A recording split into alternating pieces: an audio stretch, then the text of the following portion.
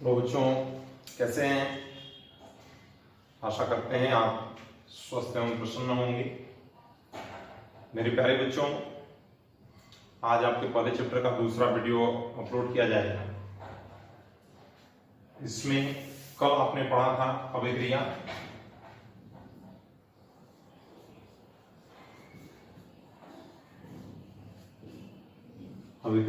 Reaction.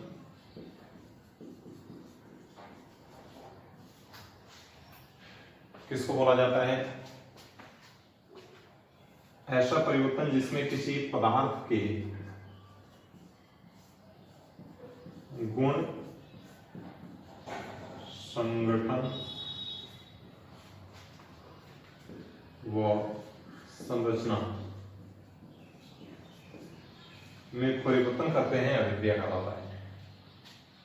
जिसमें किसी पदार्थ के गुण, संगठन, संरचना में परिवर्तन किया जाता है, अभिक्रिया कहलाता है। अभिक्रिया दो प्रकार की, जैसा कि पिछले वीडियो में भी बताया गया है। एक है न्यूक्लियर रिएक्शन, नाभिकीय अभिक्रिया,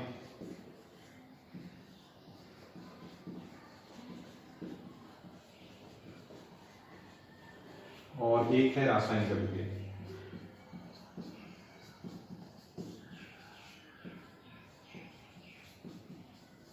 अभिक्रिया केमिकल रिएक्शन।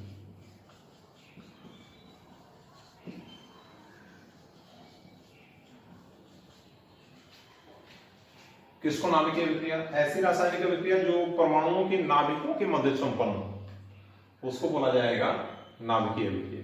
जो परमाणुओं के नाभिकों के मध्य संपन्न हो, इसमें क्या होता है कि एक परमाणु जो है वो दूसरे परमाणु में परिवर्तित होकर के अपनी आइडेंटिटी, अपनी स्वायत्ता, अपनी विशेषता खो देगा। आइडेंटिटी लॉस हो जाता है। नाभिकीय अभिक्रिया में एक परमाणु दूसरे रूप में परिवर्तित होकर के और अपना गुण त्याग देता है। रासायनिक अभिक्रिया, इसमें परमाणु की बाह्यतम कोश के इलेक्ट्रॉन, बाह्यतम कोश के इलेक्ट्रॉन भाग लेते हैं। इसमें परमाणु की आइडेंटिटी लॉस, अपना मूल गुण जो है परमाणु नहीं छोड़ता है, उसका मूल जो प्रॉपर्टी है वो नष्ट नहीं होता है, उसको बोला जाता है रासायनिक अभिक्रिया। अभिक्रिया दो प्रकार की, नाभिकीय अभिक्रिया जिसमें परमाणु के नाभिक भाग लें, परमाणु एक रूप से दूसरे परमाणु में परिवर्तित होकर के अपनी आइडेंटिटी खो दे, और रासायनिक अभिक्रिया जिसमें परमाणु के बाह्यतम कोश के इलेक्ट्रॉन भाग लें, उसमें आइडेंटिटी लॉस न हो, उसी को बोला जाता है रासायनिक अभिक्रिया। आई बात समझ में? अब इसमें रासायनिक अभिक्रिया मिटा है सब, आप नोट कर लीजिएगा, नोट कर लेंगे, उसमें कोई समस्या नहीं है। आप हमको थोड़ा सा पीछे करो, ज्यादा अगर तेज हो रहा होगा थोड़ा सा पीछे करिए, आपके हाथ में हमने, जैसे ही आप करोगे ऐसे पीछे चलने लगेंगे, तो आप पीछे करिए और हम नोट करते हैं। जब भी आप वीडियो देखने के लिए बैठे तो निश्चित रूप से कॉपी और पेन लेकर के ही आप बैठा करें। मिटाते हैं। इसमें रासायनिक अभिक्रिया जो है वो कई प्रकार की होती है। कौन कौन सी? देखें, जिसमें परमाणु का आइडेंटिटी लॉस न होता हो, जिसमें परमाणु के केवल बाह्यतम कोश के इलेक्ट्रॉन ही भाग लेते हैं, उसको बोला जाता है रासायनिक अभिक्रिया। देखो, रासायनिक अभिक्रिया कितने प्रकार का होगा? एक है इसमें योगात्मक अभिक्रिया, एक इसमें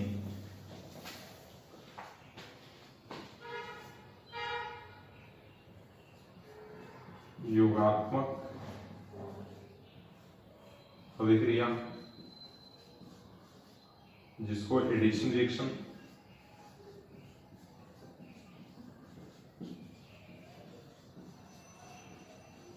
या कॉम्बिनेशन रिएक्शन भी बोला जाता है। प्रतिस्थापन अभिक्रिया सब्स्टिट्यूशन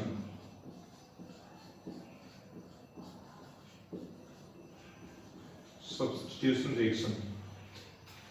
एक इसमें है ऊष्मीय वियोजन, एक है ऊष्मीय अपघटन। ऊष्मीय वियोजन थर्मल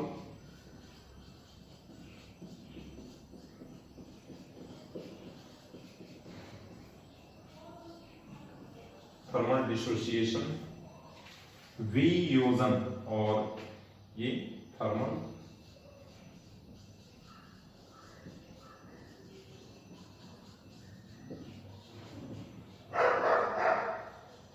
डिकम्पोजिशन। फिर इसमें आएगा ऊष्मा क्षेपी अभिक्रिया, ऊष्मा शोषी अभिक्रिया। ये ऊष्मा क्षेपी एक्सोथर्मिक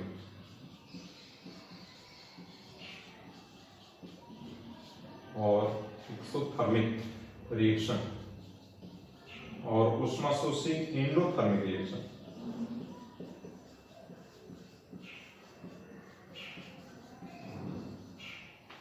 उभय अपघटन अभिक्रिया, उभय अपघटन डबल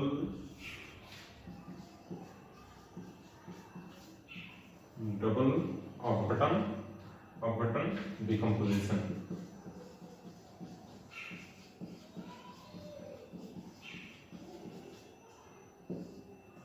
डिकम्पोजिशन रिएक्शन, इसमें उपचयन व अपचयन,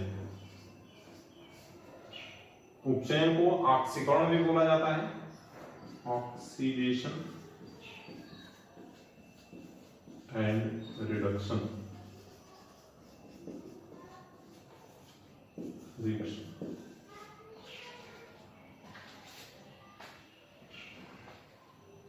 इतने प्रकार का अभिक्रिया है।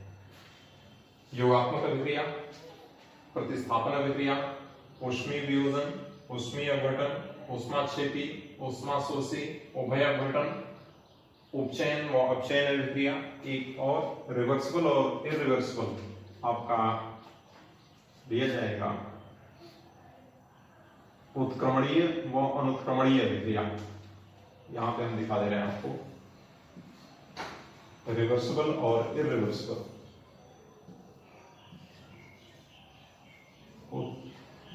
उत्क्रमणीय व अनुक्रमणीय अभिक्रिया। उत्क्रमणीय रिवर्सिबल एंड इरिवर्सिबल।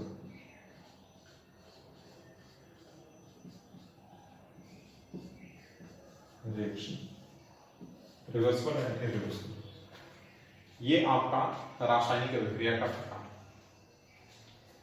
इन अभिक्रियाओं में हम अलग अलग एक एक करके पढ़ते चलेंगे। इसमें बेटा नोट कर लिए होंगे आप। योगात्मक अभिक्रिया, प्रतिस्थापन अभिक्रिया, ऊष्मीय वियोजन, ऊष्मीय अपघटन, ऊष्माक्षेपी, ऊष्मा शोषी, उत्क्रमणीय व अनुत्क्रमणीय अभिक्रिया, रिवर्सिबल इरिवर्सिबल रिएक्शन, उभय अपघटन और उपचयन व अपचयन अभिक्रिया। कितने प्रकार के रासायनिक अभिक्रियाएं मिटा रहे हैं, एक एक हम बता रहे हैं। देखो, आप जब भी लेक्चर सुनने के लिए आप वीडियो ऑन करिए तो आपके हाथ में कॉपी और पेन जरूर होनी चाहिए। कॉपी और पेन रहेगा, आप नोट्स बनाते जाएंगे, नहीं तो सुनेंगे फिर भूल जाएंगे। और रोज का रोज आप वीडियो सुनते जाइए। कोई समस्या हो तो आप कमेंट बॉक्स में जाकर के आप कमेंट करिए, या आप हमारे व्हाट्सएप पे आप मैसेज कर सकते हैं। ज्यादा से ज्यादा बच्चे आप प्रयास करें कि इससे जुड़ जाएं, कोई बच्चा छूटे ना, सबको लाभ मिलता रहे। स्टडी कंटेंट आपको पूरा दिया जाएगा। आप कॉपी और कलम लेकर के अगर बैठते हो तो सारा नोट्स आप बना सकते हैं। देखिए, अब हम पढ़ेंगे एडिशन रिएक्शन, योगात्मक अभिक्रिया।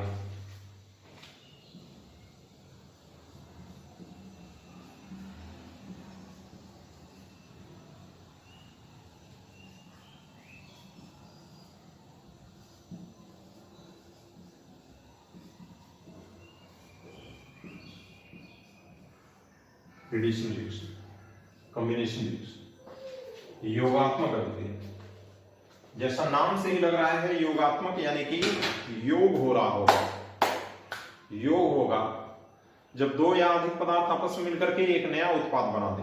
एक ही उत्पाद बनना चाहिए। जब दो या अधिक पदार्थ आपस में मिलकर के और एक उत्पाद बनाता हो, इसी को बोला जाता है योगात्मक अभिक्रिया। अरे बात समझ में, एक सिंपल सा उदाहरण आप देखो। अगर ए और बी है, मिलकर के ए बी बना दिया, ये दोनों मिलकर के एक उत्पाद बनाया, इसको योगात्मक अभिक्रिया बोला जाएगा। ए बी और सी आपस में जुड़ करके मान लो कि डी का निर्माण कर दिया, ये योगात्मक अभिक्रिया है। आप क्या करो, आप पानी लेकर के उसमें चीनी डाल करके हिला दीजिए, शरबत बन गया, पीजिए। वही योगात्मक अभिक्रिया है जिसमें दो या अधिक पदार्थ मिलकर के एक नया पदार्थ का निर्माण करता हो, उसी को योगात्मक अभिक्रिया बोला जाता है। इसमें अगर ऑर्गेनिक केमिस्ट्री की आप बात करोगे तो जैसे जैसे योगात्मक अभिक्रिया होगी वैसे वैसे यौगिक क्रमशः संतृप्त होता जाएगा, सैचुरेटेड होता जाएगा। यानी कि अगर ट्रिपल बॉन्ड है तो डबल बॉन्ड में, डबल बॉन्ड है तो सिंगल बॉन्ड में परिवर्तन शुरू होगा। देखिए, जैसे हम बता रहे हैं, एक है C प्लस एग्जाम्पल, आप ये भी एग्जाम्पल दे सकते हो, ये भी सही है। C plus O2 converts into CO2। Carbon और ऑक्सीजन मिलकर के कार्बन डाइऑक्साइड बना दिया, तो इधर कार्बन का ऑक्सीजन था, इधर मिलकर के एक उत्पाद CO2 बना। S plus O2 converts into SO2। Sulphur और ऑक्सीजन मिलकर के सल्फर डाइऑक्साइड। इधर रिएक्टेंट, इसमें ये तीर है, तीर के इधर जो होता है उसको रिएक्टेंट या अभिकारक बोलते हैं। ये रिएक्टेंट है, रिएक्टेंट अभिकारक, और ये प्रोडक्ट है, उत्पाद। कितना भी अभिकारक रहे, केवल एक ही उत्पाद बने, उसी को बोला जाता है योगात्मक अभिक्रिया। किसी ऑर्गेनिक का आप देखो, अगर है CH2 डबल बॉन्ड CH2, नाम इसका एथिलीन है, एथिलीन, इसका आप हाइड्रोजनीकरण कराओ, हमेशा निकिल उत्प्रेरक की उपस्थिति में होता है 200 से 300 डिग्री सेंटीग्रेड टेम्परेचर तक, ये बना देगा CH3 single bond CH3, ethane बन गया। हम बताए थे कि यौगिक क्रमशः संतृप्त होता जाएगा,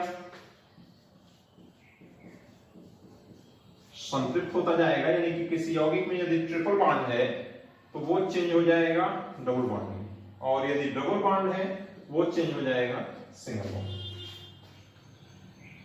अरे बात समझ में ना?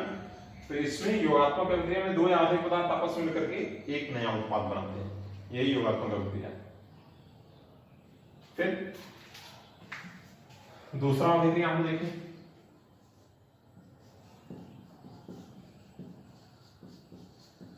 प्रतिस्थापन, substitution,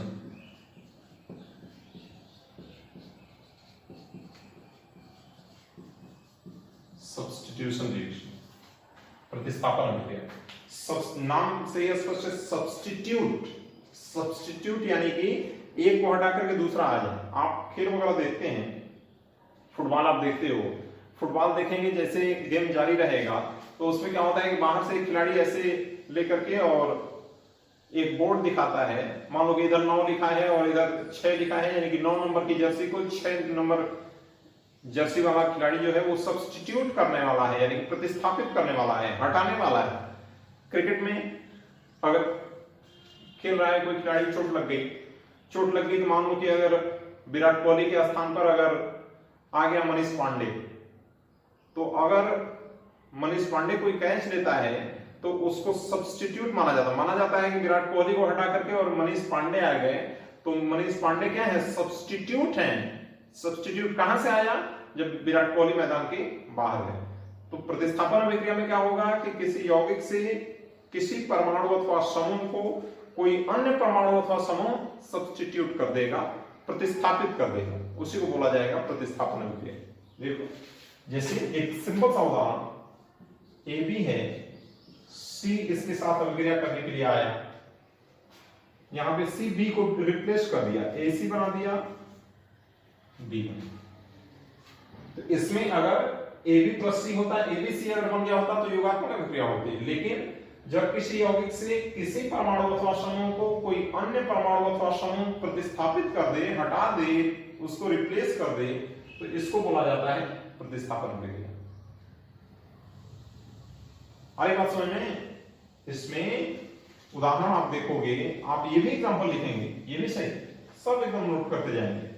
CH4 plus Cl2 converts into CH3Cl plus, आई बात समझ में? CH4 plus Cl2, यहां पे क्या किया कि एक Cl एक हाइड्रोजन को लेकर के निकला और एक Cl उसका स्थान ले लिया, ऐसे किया। देखिए C है, H H H, यहां पे 2 Cl है, एक हाइड्रोजन क्या किया, Cl को लेकर के बाहर निकल गया और Cl क्या किया, इसका स्थान आकर के ले लिया, CH3Cl मेथिल क्लोराइड प्राप्त हो। और ये नहीं बात समझ में आ रहा है ना? एकदम आसान है। योगात्मक अभिक्रिया में 2 या अधिक पदार्थ मिलकर के एक नया उत्पाद का निर्माण करेगा। प्रतिस्थापन अभिक्रिया में किसी यौगिक के किसी परमाणु अथवा समूह को कोई अन्य परमाणु अथवा समूह प्रतिस्थापित कर देगा, उसी को प्रतिस्थापन अभिक्रिया बोला जाएगा। आगे बात समझ में ना? अभी पूछेंगे भी, आप समझ में आ रहा है तो अच्छी बात है, अभी पूछा भी जाएगा, बेटा है। फिर इसमें आएगा, आगे चल करके आपको बताया जाएगा कि रासायनिक समीकरण की क्यों आवश्यकता पड़ी। किसी रासायनिक अभिक्रिया को अगर शाब्दिक रूप में लिखेंगे तो बहुत लंबा लंबा जाएगा, उसको प्रतीक के रूप में व्यक्त किया गया, उसी को रासायनिक समीकरण बोला जाता है। कैसे उसका संतुलन होगा वो आगे अक्सर आपके पॉलिटेक्निक वगैरह के एग्जामिनेशन में, SSC वगैरह के एग्जामिनेशन में पूछे जाते हैं। ध्यान से आप देखिए, कोई समीकरण देकर के पूछ देगा कि ये कौन सी अभिक्रिया है, योगात्मक अभिक्रिया, प्रतिस्थापन अभिक्रिया क्या है। तीसरा हम पढ़ते हैं उत्क्रमणीय,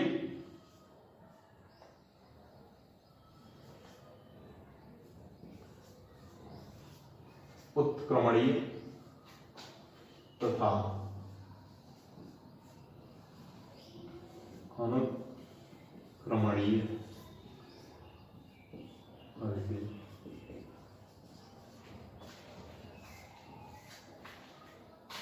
रिवर्सिबल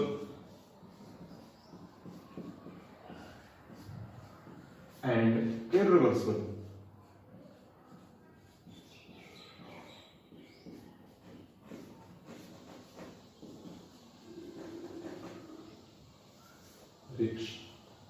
रिवर्सिबल और इरिवर्सिबल, उत्क्रमणीय और अनुक्रमणीय जैसे पता चल रहा है।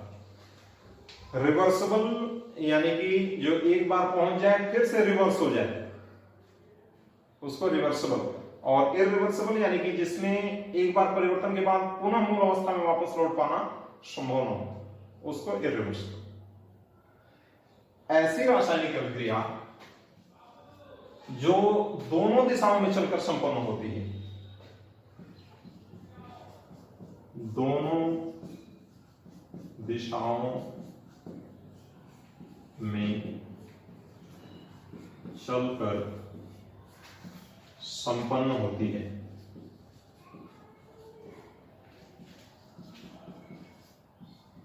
दोनों दिशाओं में चलकर संपन्न होती है।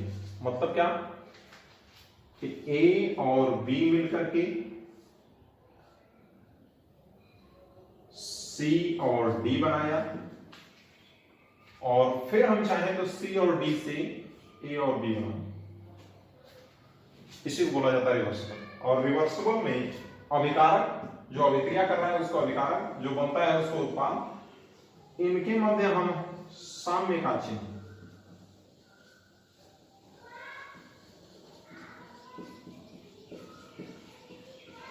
इक्विलिब्रियम का साइन लगाते हैं, साम्य का चिन्ह लगाते हैं।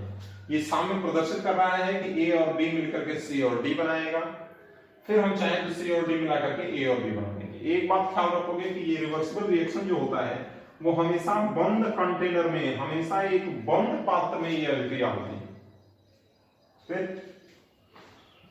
इसमें उदाहरण और आप देख लो तो H2 plus I2 converts into 2HI, reversible है, यानी कि H2 और I2 मिलकर के HI बनाएगा, फिर आप चाहोगे तो HI से H2 और I2 प्राप्त कर सकते हो। उदाहरण N2 plus 3H2 converts into 2NH3, N2 और H2 मिलकर के अमोनिया का निर्माण करेगा, फिर हम चाहेंगे तो अमोनिया से N2 और H2 बना सकते हैं। बात समझ में आ रही है? फिर देखिए, फिर हम क्या करेंगे, इसमें इरिवर्सिबल रिएक्शन, अनुत्क्रमणीय अभिक्रिया किसको,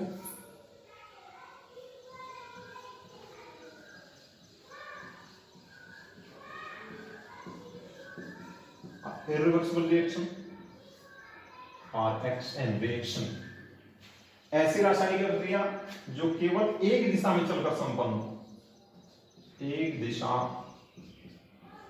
में चलकर संपन्न हो, इरिवर्सिबल रिएक्शन कहलाता है, अनुत्क्रमणीय अभिक्रिया कहलाती है। इसमें यानी कि एक बार अगर अभिकारक से उत्पाद बन गया तो फिर से उत्पाद से हम अभिकारक प्राप्त नहीं कर सकते हैं। आप पढ़े होंगे 6, 7, 8 में भौतिक परिवर्तन और रासायनिक परिवर्तन बताया गया था। भौतिक परिवर्तन किसको याद है? भौतिक परिवर्तन यानी कि हम अभिकारक से उत्पाद बना लें और फिर चाहे तो उत्पाद से अभिकारक प्राप्त कर लें, इसको बोला जाता है भौतिक परिवर्तन। जैसे जल का बर्फ में परिवर्तन भौतिक परिवर्तन है। क्यों? क्योंकि हम जल से बर्फ बना लेंगे, फिर बर्फ को गर्म करके जल प्राप्त कर लेंगे, ये भौतिक परिवर्तन। रासायनिक परिवर्तन यानी कि एक बार अगर चेंज हो गया तो पुनः हम उससे मूल अवस्था में प्राप्त नहीं कर सकते हैं। जैसे दही का जमना, दही जम गया तो क्या उसको घोल करके फिर से किसी तरीके से दूध बना सकते हो? वो कुछ लोग मुस्कुरा रहे हैं, कुछ लोग बना लेंगे। क्या होगा, आप दही लेकर के खूब उसमें पानी डाल करके खूब हिलाओ, क्या बन गया? दूध बन गया। नहीं, क्या हुआ, क्या बनेगा? वो छाछ बन जाएगा। हम दूध से दही बना लेंगे, फिर दही से दूध प्राप्त नहीं किया जा सकता है। अरे बात समझ में ना? ये कौन सा परिवर्तन है? भौतिक रासायनिक? रासायनिक परिवर्तन। उसी तरीके से जो भौतिक परिवर्तन होते हैं वो रिवर्सिबल होते हैं। रिवर्सिबल होते हैं, साम्य पर होते हैं, यानी कि अभिकारक से उत्पाद, उत्पाद से अभिकारक प्राप्त कर सकते हैं। और जो रासायनिक परिवर्तन होगा वो इरिवर्सिबल रिएक्शन होगा, यानी कि एक बार अगर अभिकारक से उत्पाद बन गया तो पुनः उत्पाद से अभिकारक नहीं बनेगा। इसका एग्जांपल हम A plus B converts into C plus D, ये अनुत्क्रमणीय का चिन्ह है। ये अनुत्क्रमणीय का चिन्ह अभिकारक और उत्पाद के मध्य लगा दिया जाएगा। उदाहरण देखें, 2KClO3 converts into 2KCl plus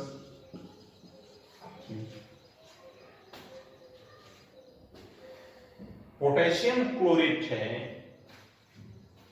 O है, पोटेशियम क्लोरेट जो है वो पोटेशियम क्लोराइड और ऑक्सीजन में अपघटित हो गया। फिर आप चाहोगे कि पोटेशियम क्लोराइड और ऑक्सीजन की जोड़ करके पोटेशियम क्लोराइड प्राप्त कर लेंगे, ऐसा संभव नहीं है। आ रही बात समझ में? इसको बोला जाएगा अनुत्क्रमणीय। तो दोनों में अंतर कैसे पता चलेगा? इसमें सामने इक्विलिब्रियम का साइन होगा, इसमें नॉन इक्विलिब्रियम का साइन होगा, अनुत्क्रमणीय का चिन्ह लगा। ठीक है ना? फिर अब देखो, मिटा दिया जाए, आप कर लिए होंगे, आप स्किप करके भी आगे पीछे करके आप देख सकते हो, आप नोट्स आसानी से बना लोगे। आ रही बात समझ में? अब देखो, अब मेरे प्यारे बच्चों, जो आगे का है हम पढ़ते हैं पहले उभय अपघटन। उभय अपघटन किसको बोला जाएगा? उभय मतलब दोनों और अपघटन मतलब टूटना। उभय अपघटन किसको बोलेंगे? ऐसी रासायनिक अभिक्रिया जिसमें दो पदार्थ हों और दोनों आयनित होकर के और आयन एक दूसरे से इंटरचेंज, जैसे AgCl plus KNO3 potassium nitrate. ये क्या हो? ये आयनित हो जाए, Ag1 positive, Cl1 negative, K1 positive, NO3 negative. इसका धनायन इसके ऋणायन के साथ और इसका ऋणायन इसके धनायन के साथ चला जाए। ऐसी रासायनिक अभिक्रिया जिसमें दो पदार्थ के घटक आयनित होकर के एक दूसरे में इंटरचेंज करने, एक दूसरे में अंतः परिवर्तित करने, उसी को बोला जाता है क्या? उभय अपघटन।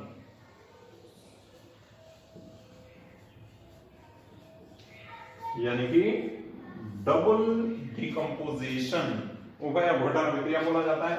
ये बना देगा AgNO3 प्लस KCl। एक सामान्य साधारण आप चाहो तो AB प्लस CD, आप परीक्षा में ये भी लिख सकते हो, कोई समस्या नहीं है। ये क्या होगा? AD plus BC। इसका आयन इसके साथ, इसका आयन इसके साथ, तो ये A पॉजिटिव B नेगेटिव में, C पॉजिटिव D नेगेटिव में अपघटित हुआ, तो इसका पॉजिटिव इसके नेगेटिव के साथ, इसका नेगेटिव इसके पॉजिटिव के साथ मिलकर के हम करते हैं CB बनते हैं। हमेशा पॉजिटिव वाले को पहले, नेगेटिव वाले को बाद में। हो गया उभय अपघटन। ऐसी रासायनिक अभिक्रिया जिसमें दो पदार्थों के घटक आयनित होकर के और एक दूसरे में इंटरचेंज हो जाए, एक दूसरे में अंतः परिवर्तित हो जाए, उसी को बोला जाता है उभय अपघटन। आई बात समझ में? अब शेष जो बच रहा है उसको अगले वीडियो में देखा जाएगा। मेरे प्यारे बच्चों, अभी कोरोना का प्रभाव लगातार बढ़ रहा है। आप, हमारा जिला ऑरेंज जोन में है। आप प्रयास करिए कि आप घर से बाहर अनावश्यक रूप से न निकलें। बाहर निकले तो निश्चित रूप से मास्क लगा करके, हैंड ग्लव्स लगा करके ही आप बाहर निकलो। बहुत अधिक आवश्यक कार्य हो तो घर में बड़े बुजुर्गों का, छोटे बच्चों का विशेष ख्याल रखें, इनको घर के बाहर न जाने दें। बाहर से आने के बाद सैनिटाइजर से या साबुन से आप अच्छी तरीके से 20 सेकेंड तक हाथ को एकदम जैसे पहले लोग धोते थे वैसे आप धुलें। मेरे प्यारे बच्चों, आप सुरक्षित हो, देश सुरक्षित है, तभी हमारा देश का विकास संभव है। फिर मिलते हैं अगले वीडियो में। धन्यवाद।